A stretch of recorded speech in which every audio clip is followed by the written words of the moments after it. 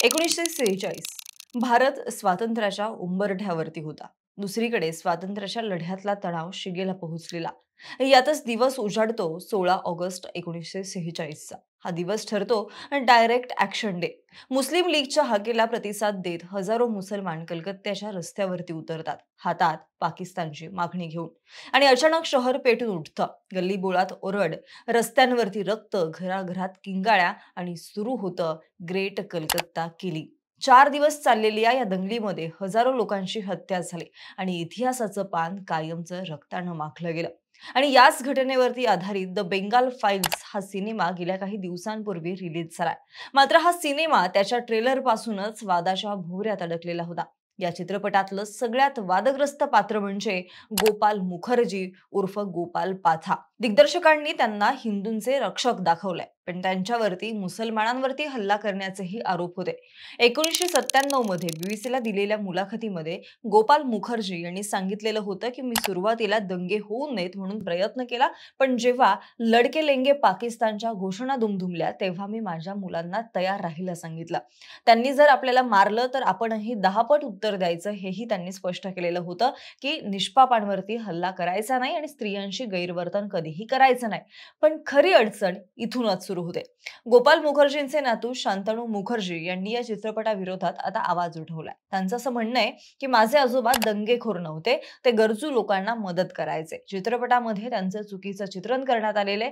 त्यांनी थेट आता याविरुद्ध पोलिसात तक्रार दाखल केलेली आहे आणि काही राजकीय पक्षांनी सुद्धा हा चित्रपट राजकीय अजेंडा राबवण्यासाठी बनवला असल्याचा आरोप केलेला आहे। आणि त्यामुळेच आता प्रश्न असा पडलाय की द बंगाल फाईल्स खरंच न सांगितलेलं सत्य पडद्यावरती आणतोय का, की हा इतिहासाला एका विशिष्ट नजरेतून मांडण्याचा प्रयत्न आहे। 16 ऑगस्ट 1946 ला नेमकं काय घडलं होतं याचाच घेतलेला हा सविस्तर आढावा। नमस्कार, मी मयुरी कराडे आणि तुम्हाला तर माहिती आहे आपला विषयच भारी आहे। 16 ऑगस्ट 1946 ची सकाळ दिसायला एकदम नेहमीसारखी, पण दुपार होताच वातावरण गरम व्हायला लागलं। बाहेरून ट्रक भरून मुसलमान शहरामध्ये यायला लागले। अचानक एवढी गर्दी का वाढतीये हे कुणालाच समजत नव्हतं। थोडा वेळ गेल्यानंतर दुपारच्या नमाज पठणानंतर हळूहळू दंगल उसळली। ही दंगल एवढी भयंकर होती की सलग 4 दिवस कलकत्त्याच्या गल्लीबोळांपासून रस्त्यांपर्यंत आणि भिंतींपर्यंत सगळं रक्ताने लालबुंद झालं होतं। अनेक रिपोर्ट्सनुसार त्या दंगलीमध्ये 10,000हून अधिक लोक मारले गेले असा दावा करतायत। शिवाय 1,00,000 लोक बेघर झाले असंही सांगितलं जातं। मात्र या आकड्यांवरती वाद आहे, कारण काही रिपोर्ट्सनुसार 20,000हून अधिक लोकांचा बळी गेलेला होता। पुढे याच नरसंहाराला ग्रेट कलकत्ता किलिंग म्हटलं जातं। 1940 नंतर जिन्नांची विचारसरणी सुरू झाली। ही गोष्ट सुरू होते तेव्हा जेव्हा मुस्लिम लीगचे संस्थापक मोहम्मद अली जिन्ना 1940 पासून मुसलमानांसाठी वेगळ्या पाकिस्तानची मागणी करू लागले। 1940 च्या दशकामध्ये भारताच्या संविधान सभेत मुस्लिम लीग आणि काँग्रेस हे दोन सर्वात मोठे पक्ष होते। ब्रिटिशकडची सत्ता भारतीय नेत्यांकडे सोपवण्यासाठी 1946 चा कॅबिनेट मिशन प्लॅन आला, ज्यामध्ये भारत हा एक देश असेल, पण भारतातली जनता ही 3 वेगवेगळ्या ग्रुपमध्ये विभागली जाईल असं सांगण्यात आलं। यातला एक ग्रुप होता हिंदू बहुसंख्य लोकांचा, दुसरा ग्रुप होता मुस्लिम लोकांचा आणि तिसरा ग्रुप होता मिश्र लोकांचा। या प्लॅननुसार या प्रत्येक ग्रुपला आपल्या इच्छेनुसार संविधान बनवण्याची परवानगी होती आणि केंद्र सरकारच्या हातामध्ये खूप कमी अधिकार दिले जात होते। सुरुवातीला काँग्रेस या प्लॅनच्या विरोधात होती, मात्र नंतर काँग्रेसने हा प्रस्ताव स्वीकारला आणि संविधान सभेमध्ये सहभागी होण्यासाठी तयार झाले। हे ज्यावेळी जिन्नाच्या लक्षात आलं तेव्हा मात्र त्याच्या मनात अनेक प्रश्न निर्माण झाले। बघता बघता त्याच्या मनातला हा संशय 10 जुलै 1946 ला विश्वासात बदलला, कारण त्या दिवशी तत्कालीन काँग्रेस अध्यक्ष पंडित जवाहरलाल नेहरू यांनी प्रेस कॉन्फरन्स घेत सगळं काही स्पष्ट केलं। यामध्ये काँग्रेस फक्त संविधान सभेत सामील होत आहे, पण पॉलिसी मेकिंगचे सगळे अधिकार आमच्याकडेच असतील असं सांगितलं। आणि हे जेव्हा जिन्नाला कळलं तेव्हा तो भडकला।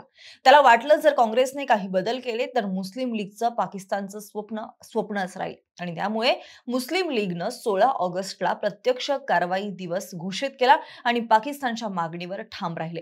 भारतानं आता आपल्याकडे 2च पर्याय ठेवलेले आहेत, एक म्हणजे भारताचं विभाजन, दुसरी म्हणजे नष्टता, असा जणू त्यांना प्रणच घेतला। काँग्रेसच्या भूमिकेविरुद्ध देशव्यापी आंदोलन करायचं ठरवलं। सर्व कामकाज बंद करण्याचं आवाहन केलं गेलं। वातावरणात तणाव वाढलेला होता आणि सगळा देश बेचैन होता। हिंदू मुसलमानांमध्ये फूट आधीच वाढलेली होती. अशा परिस्थितीमध्ये जिन्नांच्या अहवालानंतर 16 ऑगस्टला कलकत्त्याच्या रस्त्यांवरती दंगल भडकली. जवळपास 72 तास हा नरसंहार सुरूच राहिला. खरं तर बंगालमधली तत्कालीन राजकीय परिस्थिती या हिंसेला कारणीभूत होती असं म्हटलं जातं. 1941च्या जनगणनेनुसार बंगालमध्ये 54% मुसलमान आणि 44% हिंदू लोकसंख्या होती. मात्र बहुतेक मुसलमान पूर्व बंगालमधल्या म्हणजेच आत्ताच्या बांगलादेशात राहत होते. तर कलकत्त्यामध्ये बहुतांश हिंदू राहत होते. त्यातही जवळपास 73% हिंदू आणि 23% मुसलमान असा रेशो होता आणि त्यामुळे शहरामध्ये मुसलमान सामाजिक, आर्थिक आणि भौगोलिकदृष्ट्या मागे होते. दोन समाजांमध्ये 20व्या शतकाच्या सुरुवातीपासूनच तणाव होत होता आणि वेळोवेळी दंगे होत राहिले होते. त्या काळी बंगालमध्ये मुस्लिम लीगचं सरकार होतं, त्यामुळे त्यांना ताकद दाखवायला ही योग्य संधी होती. यातच हुसेन सुहरावर्दी हे बंगाली मुसलमानांचे मोठे नेते होते आणि त्याच वेळी बंगालचे मुख्यमंत्री सुद्धा होते. ते जिन्नांचे प्रतिस्पर्धी मानले जायचे. मुसलमानांमध्ये त्यांचा दबदबा होता, पण हिंदूंमध्ये त्यांच्याबद्दल प्रचंड नाराजी होती. हिंदू त्यांना 1943च्या बंगाल दुष्काळासाठी जबाबदार धरत होते, ज्यामध्ये 3 लाखांहून अधिक लोक मृत्युमुखी पडले. त्यावेळी सुहरावर्दी हे अन्न पुरवठा मंत्री होते. ते त्यांच्या उग्र आणि भडकाऊ विधानांसाठी कुप्रसिद्ध होते. इतिहासकार असं म्हणतात की 16 ऑगस्टला कलकत्त्यामध्ये जी हिंसा झाली त्याला सुहरावर्दी मोठ्या प्रमाणामध्ये जबाबदार ठरलेले होते. 16 ऑगस्टच्या आठवडाभर आधी मैदानात झालेल्या एका मोठ्या सभेत सुहरावर्दींनी सांगितलेलं होतं की डायरेक्ट ऍक्शन डेच्या वेळी पोलिसांना काबूत ठेवण्यासाठी तयारी केलेली आहे. विरोधक असं म्हणतात की हे म्हणणं थेट हिंसाचाराला प्रोत्साहन देणार. जेव्हा 16 ऑगस्ट आला तेव्हा जिन्नांनी काँग्रेसला इशारा दिला, आम्हाला युद्ध नको आहे, पण जर तुम्हाला हवं असेल तर आम्ही ते मान्य करू. आमच्याकडे 2च पर्याय आहेत, विभागलेला भारत किंवा उद्ध्वस्त भारत. या दिवशी सुहरावर्दींनी मोठी रॅली आयोजित केली. मुस्लिम लीगचे कार्यकर्ते आणि वेगवेगळ्या भागातून आलेले मुसलमान कलकत्त्याच्या ओक्ठरलोनी स्मारकाजवळ म्हणजेच आजचं शहीद मिनार इथे जमले. तिथे मुस्लिम लीगच्या नेत्यांनी भडकाऊ भाषणं केली आणि जमाव उन्मादित झाला. लगेचच मोठ्या प्रमाणावरती हिंसा, दंगल सुरू झाली. दुकानं जबरदस्तीनं बंद केली गेली, दगडफेक झाली. दंगली दरम्यान महिलांवरती अत्याचार करण्यात आले, संस्थांना आग लावण्यात आली. हिंसेची झळाळ पूर्व बंगालपर्यंत पोहोचली आणि नाओखली भागात हिंदूंच्या घरांना आग लावली गेली. यातल्या मृतांची अचूक कुठेही माहिती उपलब्ध नाहीये. मात्र अंदाजानुसार 5,000 ते 10,000 लोक मारली गेली आहेत आणि सुमारे 15,000 जखमी झालेली होती. इतिहासकार मार्कोविट्झ क्लॉड यांनी त्यांच्या the Calcutta riots of 1946 mass violence and resistance या पुस्तकामध्ये लिहिलेले की हिंसेची क्रूरता भीषण होती. बळी पडलेल्यांना फक्त ठार केले नाही तर प्रचंड निर्दयी पद्धतीने त्यांचे मृतदेह विद्रूप केले गेले. पुढे 21 ऑगस्टला बंगालमध्ये राज्यपाल लागू झाल्यानंतरच दंगे थांबले, पण या दंग्यांनी कलकत्त्याच्या इतिहासावरती खोल जखमा उमटवल्या. मिळालेल्या माहितीनुसार नाओखलीमध्ये गेलेल्या एका मदत समितीच्या सदस्य मिस म्युरियल लिस्टर यांनी 6 नोव्हेंबर 1946 ला लिहिलेलं की सर्वात वाईट परिस्थिती स्त्रियांची होती. अनेकांनी आपल्या पतींची हत्या होताना पाहिलेली होती आणि नंतर जबरदस्ती धर्मांतर करून त्याच खुनींशी त्या स्त्रियांना लग्न करायला लावलेलं होतं. त्यांच्या डोळ्यांमध्ये फक्त मृत्यूची झलक होती. सगळं अंधारमय होतं. हजारो लोकांना गोमांस खाण्यासाठी भाग पाडलं गेलं आणि इस्लामशी निष्ठा दाखवायला मजबूर केलं गेला. इतकं भयंकर सगळं घडलेलं होतं. सध्या याच घटनेवरती बंगाल फाईल्स हा चित्रपट आलेला आहे, ज्यामध्ये गोपाल मुखर्जी म्हणजेच गोपाल पाथा यांच्या चित्रीकरणावरून हा चित्रपट आता वादात सापडलाय. द बंगाल फाईल्स या चित्रपटामध्ये गोपाल मुखर्जी यांना हिंदूंचा रक्षक आणि मुसलमानांचा विरोधक म्हणून दाखवलेलं आहे, पण इथेच हा वाद उभा राहतोय. बाकी या सगळ्या घटनेवरती तुमचं काय म्हणणं आहे आम्हाला कमेंट करून नक्की कळवा आणि आपल्या विशेष भारीच्या YouTube चॅनलला सबस्क्राईब करायला सुद्धा विसरू नका. धन्यवाद.